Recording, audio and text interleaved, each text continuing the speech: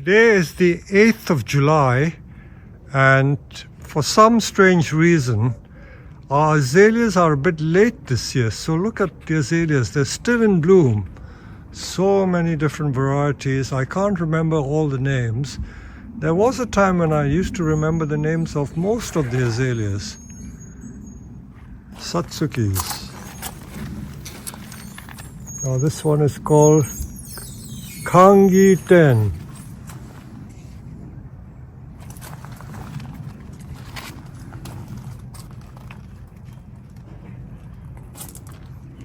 Fortunately, they are all named because the Japanese growers did put the names on. So this one is Miyu no Kagayaki.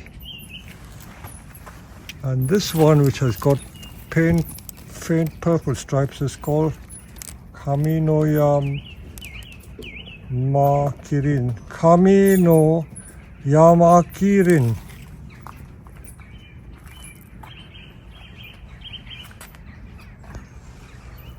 This pale more one is always unknown. Look at this big beauty.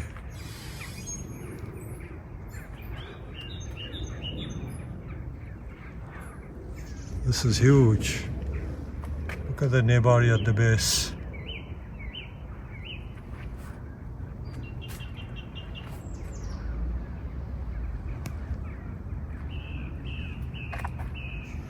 I will show you later on in this video how to deadhead the flowers, because the spent flowers have to be taken off, and that will make the tree look fresher and it will continue to bloom a little more. Mihiro, look at this one. It's a double pink with frilled edges.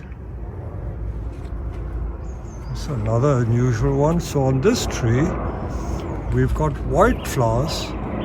We've got more flower with pink. We've got white with a streak of pink. And then on the same tree, we've got a different shade of pink.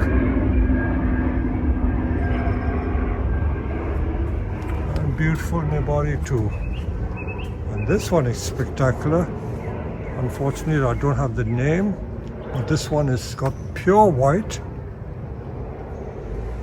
red and white stripe, and then red, all on the same tree.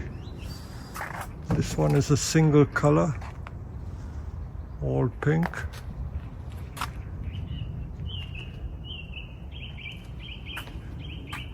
I think this is called Son of Kirin, if I can remember right. I could be wrong. This one has finished flowering, so this has to be deadheaded. So you see how the seed pods are beginning to set, but you got to remove them. And so it goes on.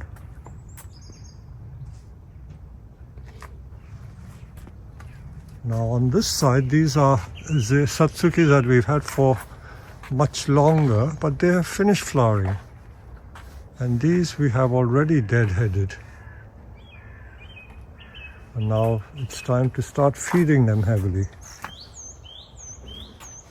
I'd love to show you this one. So this one is called Senbazuru, and it's got these beautiful pale lime green flowers. Not white, but it's lime green.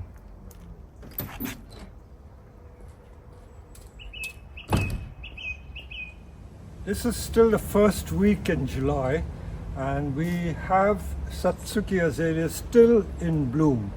So these are new ones that came from Japan. So look at the variety that we have. This is lemon colored, greenish color. That's a pink, frilly pink. Then there's red and white, and a lot of multicolored ones too. Look at them. So pretty. There are 2,000 or 3,000 named varieties of azalea. So when they finish flowering, they flower for almost 4 weeks, sometimes longer in a year. So once they've flowered, what do you do with it? The maintenance of azaleas is quite a tricky thing. Even a big tree like this, when it's finished flowering, you've got to deal with it. So I'm going to show you what we do with the trees. These are still in flower, so I don't touch it. By the way, the ones which are in flowering, and if you want the blooms to last a little longer, just deadhead, remove the dead flowers, and then the new flowers which remain will look fresher. So that's what you need to do all the time. I remember when I used to go to Japan in the 80s and 90s, we always used to go in the first week in June, and most of the Satsuki exhibitions used to be held then, and they used to keep it on the cover so that the rain doesn't damage them. I think rain does damage the flowers, so while they're in flower, people keep them out of the rain. That's only for exhibition trees, but I think rain is good for the trees. So just deadhead the flowers, and you get a show of flowers for considerably longer period. So just deadhead it like that. Okay, now let's show you what we do with things which are almost finished flowering. So let's show you against here. Okay, now this one, they all have names. See, our Japanese girls have very kindly put the names on. This is called Haruhito. So this one has got pink, it's got pink and white stripes, and it's also got white. So what we do is just go around like that. It's like plucking tea leaves. If you've ever been to tea gardens, a lot of the plucking is still done by hand. So it's literally like plucking tea.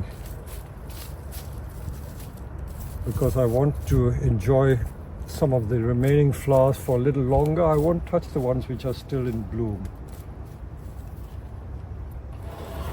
So what happens to the dead flowers, or the flowers which are spent? They will set seed. I remember that when we used to visit Japan, many of the Satsuki azalea growers were also beekeepers, because these azaleas attract a lot of bees, and they use it for producing honey. But we are not beekeepers, but I think we still get a lot of bees. So it's just pulling the dead flowers off to enjoy it a little more. But what you really should do, if you were into plant breeding, that means you want to develop new strains, you can let these seeds grow and develop seeds and try and sow them from seed. But you really need to cut the thing off. So you can see what I'm doing. I'm cutting these flowers off like that. I don't leave it to develop seed. So very time-consuming, painstaking task of going around, literally not just removing the dead flowers, but cutting off the seed heads so that they don't set seed. Because here is a case where if you let them set seed, it will take away the strength of the tree.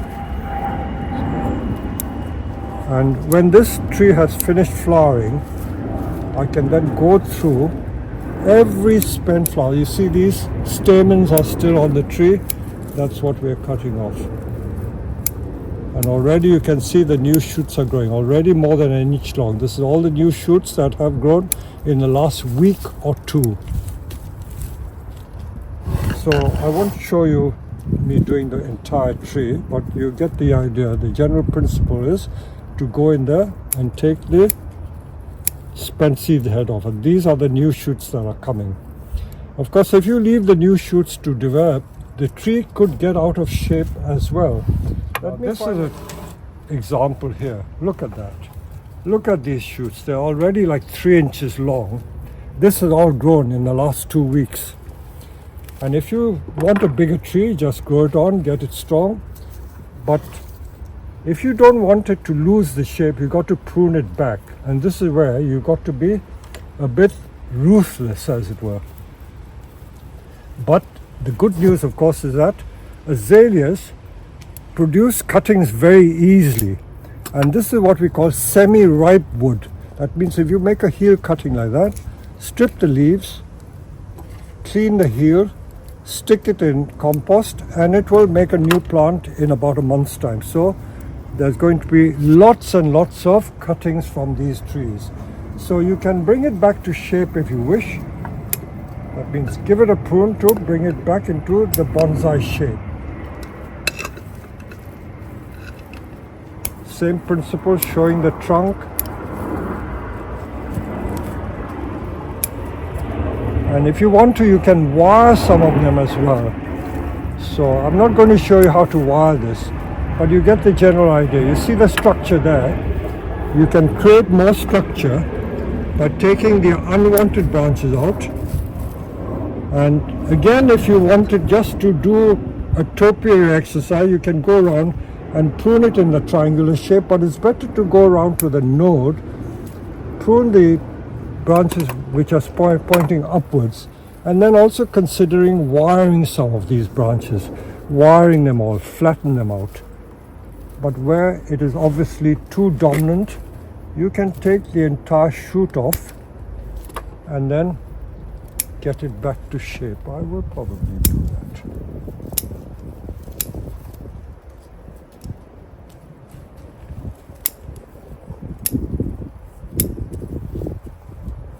You notice I'm not pruning to a node or anything. I'm just pruning back to shape because I know that they bud back very, very easily.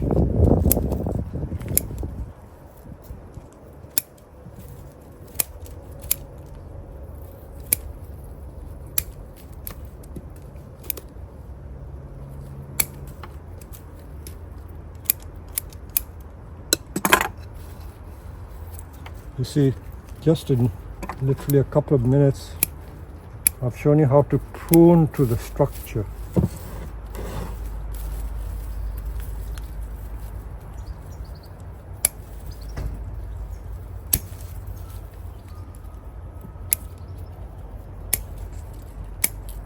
I'm going to talk a little bit about the repotting of azaleas as well, because that's also a very controversial subject, very confusing subject. So I'm not going to show you the entire thing. You see, that's the general idea. That means prune it back to shape, and then it will bud back from the old wood. So I'm going to make cuttings from all those branches like that. I'm not going to complete this tree because I want to just talk generally about the ideas and the concepts rather than actually refining a complete tree. So there are lots of cuttings to be made. Now,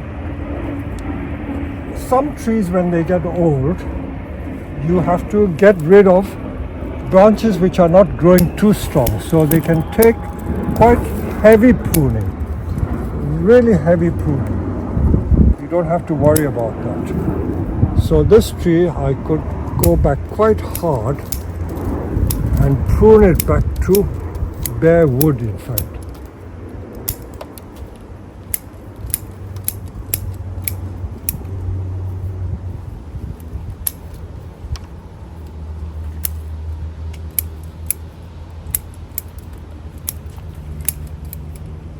Again, I'm not going to do the entire tree. I'm just showing you the principle. That means you can go quite hard into the tree and then prune it hard and it will bud again. I've stripped this tree quite a lot. It's finished flowering, so I've cleaned the flowers off.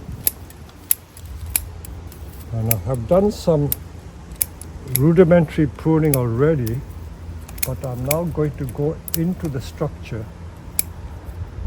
This is only tip pruning. Sometimes you can prune it back to the trunk to create new branches as well. But we don't have the climate that they have in Japan, so they don't grow as rapidly as they do in Japan, but they still grow well. And then after that, you notice that on this tree, already we've put fertilizer on, and I may put even more. Can you see these lumps? This is the Naruko fertilizer. So we put a lot of fertilizer on this tree. So the secret is to feed heavily after pruning. If you feed heavily, they will bud back very quickly. So what do we use? We use all these. This is rapeseed fertilizer. There are different makes, different brands. And I noticed that both these have 5-4-1. That means the NPK, nitrogen of 5, phosphorus is 4 to make flowers, and potassium almost like a trace, not quite a trace, but that is quite low.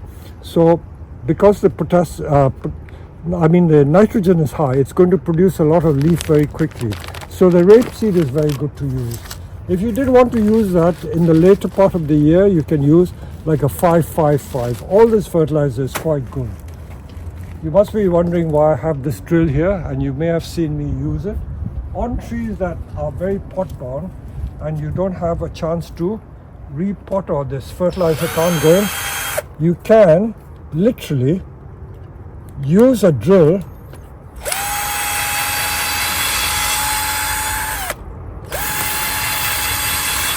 and drill holes. Not only does it let the air in, but it helps fertilizer to go in. In case you think I'm daft or mad, I can assure you that I'm not that. I know some people who work at Kew Gardens, and years ago when they saw me do that, they said that they do this exactly the same process with the big trees which are 20, 30, 40 meters high. They have a big organ, they drill holes in the ground around the trunk of the tree, and then they feed the tree using that method. So this method is not as daft as might appear. So if the root ball is very hard, you can do this and the feeding will become more effective. Now let me say something about repotting of azaleas. This has not been repotted, this is just a surface dressing. But in Japan, Satsuki azaleas are usually potted at 2 seasons.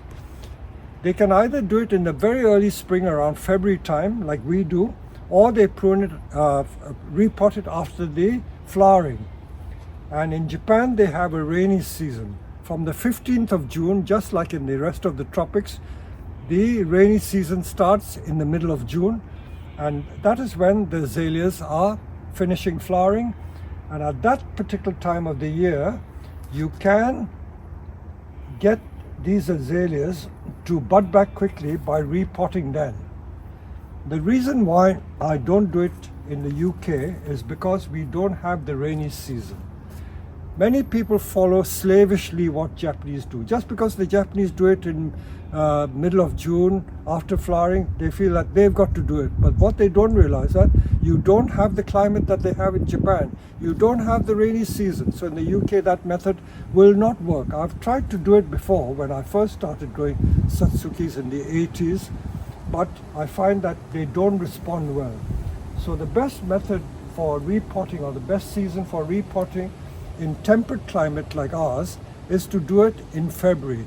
I did mention it to a Satsuki grower many years ago, and he said that is the right thing, because they also sometimes do their repotting in February, especially for the field grown trees. When they dig them out of the field, they dig them out in February, March, and then pot them up in the early spring. And of course they prune it severely so it doesn't flower that particular year, it flowers the next year. So you can do that. So I would recommend those of you who live in the temperate climate to repot your azaleas in the early spring, just in the same way that you do your other trees like maples. While I'm passing here, you look at all these shoots. These shoots have all grown in the last month. So they're long. If you want to reshape the tree, you can wire them out. But because they're growing from the base, I can probably cut it off and get several cuttings from that. So you've got to watch the shape of the tree. If you want to maintain the shape, you've got to maintain the shape. And these should have to come off. So again, these are crying out to be pruned back, but selectively prune, or if you want to wire them, then wire it in place. I think you can also use them as sacrificials to thicken the branch. So I hope you haven't got confused by this long talk about azaleas. So basically what we're doing is deadheading the flowers, removing the flowers so that you get more continuation of the flowering, and when all the flowers have gone, cut the seed heads off or prune it back to shape. And repot, I don't recommend you repot after flowering in the temperate zone. There you go.